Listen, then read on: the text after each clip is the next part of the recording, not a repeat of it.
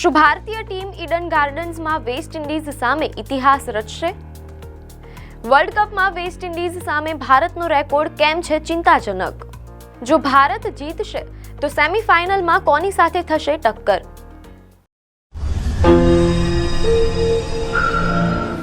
નમસ્કાર દર્શક મિત્રો, ધ લોકસત્તા શોમાં આપનું સ્વાગત છે. શું ભારતીય ટીમ ઈડન ગાર્ડન્સમાં વેસ્ટ ઇન્ડીઝ સામે ઇતિહાસ રચશે? વર્લ્ડ કપમાં વેસ્ટ ઇન્ડીઝ સામે ભારતનો રેકોર્ડ કેમ છે ચિંતાજનક? જો ભારત જીતશે તો સેમીફાઇનલમાં કોની સાથે થશે ટક્કર? T20 વર્લ્ડ કપ હવે તેના સૌથી નિર્ણાયક તબક્કે પહોંચી ગયો છે.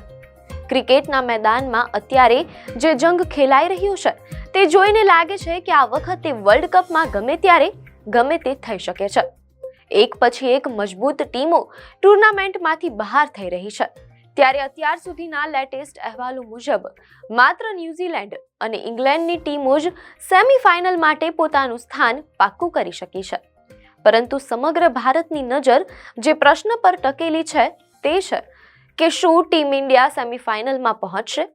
આજે કોલકાતાના ઐતિહાસિક ઈડન ગાર્ડન્સ સ્ટેડિયમ પર ભારત અને વેસ્ટ ઇન્ડીઝ સામસામે ટકરાવાના છે અને આ મેચનો નિર્ણય જ નક્કી કરશે કે સેમીફાઇનલની ટિકિટ કોને મળશે. વર્લ્ડ કપની શરૂઆતમાં ભારતને હોટ ફેવરિટ ગણવામાં આવતું હતું, પરંતુ દક્ષિણ આફ્રિકા સામેના પરાજયે સમીકરણો બદલી નાખ્યા છે.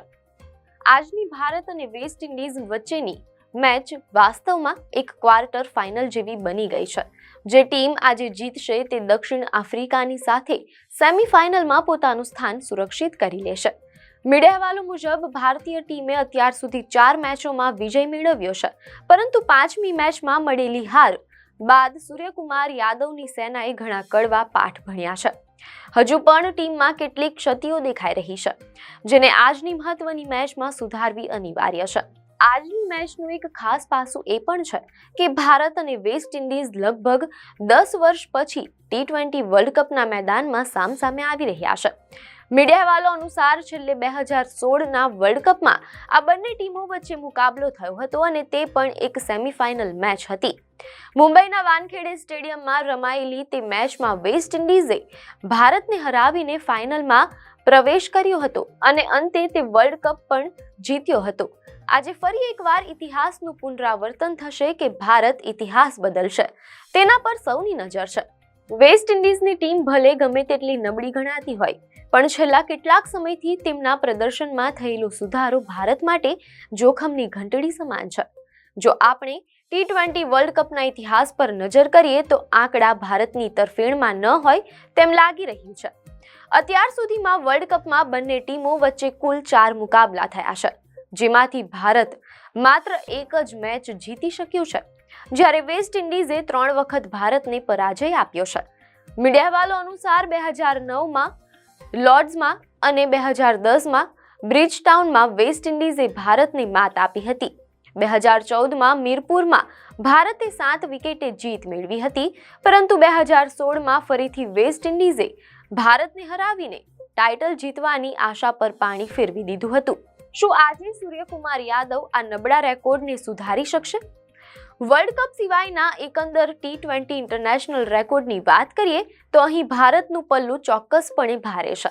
બંને દેશો વચ્ચે રમાયેલી કુલ 30 મેચોમાંથી ભારતે 19માં વિજય મેળવ્યો છે, જ્યારે વેસ્ટ ઇન્ડીઝ 10 વખત જીત્યું છે, તેમ અહેવાલોમાં જાણવા મળેલ છે. ભારત માટે સૌથી મોટી રાહતની વાત કોલકાતાનું ઈડન ગાર્ડન્સ સ્ટેડિયમ છે.